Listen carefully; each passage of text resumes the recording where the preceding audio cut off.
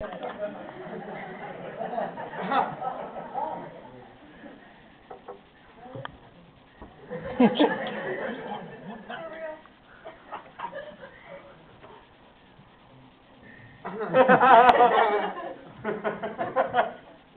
and gentlemen, your next open mic comedian is Jack Lombardo.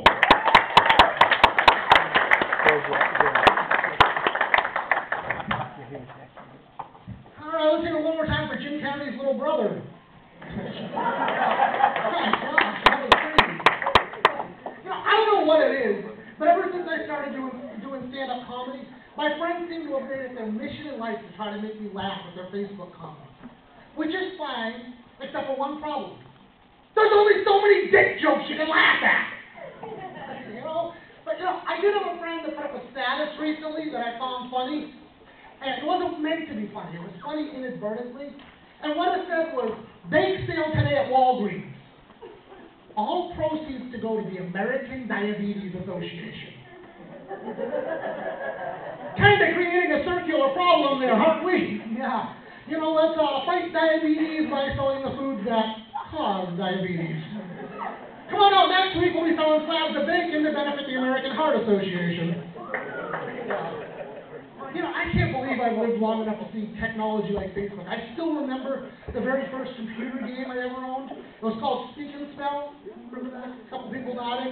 Now, if you don't remember Speak and Spell, basically, this game tells you a word and you're supposed to spell it back. It's a pretty simple concept, right? Yeah, there was only one problem. You couldn't understand a word that this thing was saying. You turn it on and it would be like, what? Press repeat. Question. I'm like, I don't know what question. So you start typing in the letters like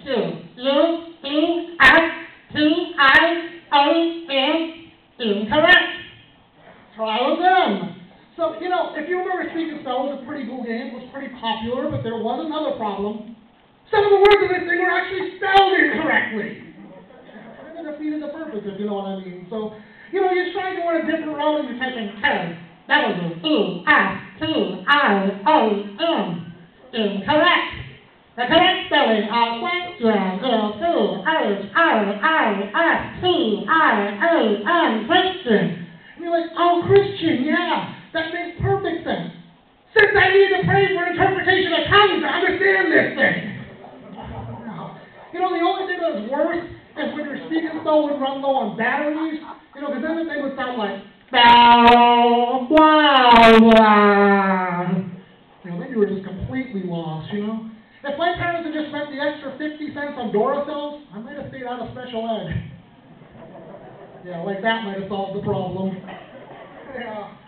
But, oh man, I'm getting older. I've started to get out of shape. Well, let's say, I'm not just out of shape because I'm getting older. There's really a combination of three problems. It's getting older, laziness, and of course, Ben and Jerry's. Now let's tell it how it is, right? Whatever, it's tough being a heavy guy in a society that's becoming more and more health conscious.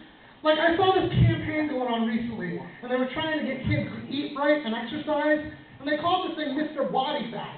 They had this little cartoon spokesperson. He had the slick back blonde hair, tank top, spandex shorts. He's ripped to the max with 0% body fat, and they called this guy Mr. Bodyfat. See, I took one look at that sign and I said, that's not Mr. Bodyfat. This is Mr. Bodyfat. Yeah. I'm like, come on, people. We're setting up unrealistic expectations for our kids. Do you realize approximately how many kids are going to grow up to have 0% body fat? Approximately 0%. Yeah, see, I have a realistic goal for these kids. I'm a 5'6", 280-pound, 39-year-old school bus driver. Exactly. It's that funny. Don't pick on me. But these kids look at me and they say, I can do that. I can do better than that. And they can. The fact of the matter is, if they get a job with a chair they sit in swivels, they're doing better than I'm doing. Yeah. If they can stay under 280. If they can stand erect, they're doing better than I'm doing. All right, well, that's my time for tonight. You guys are an awesome audience. Have a great time.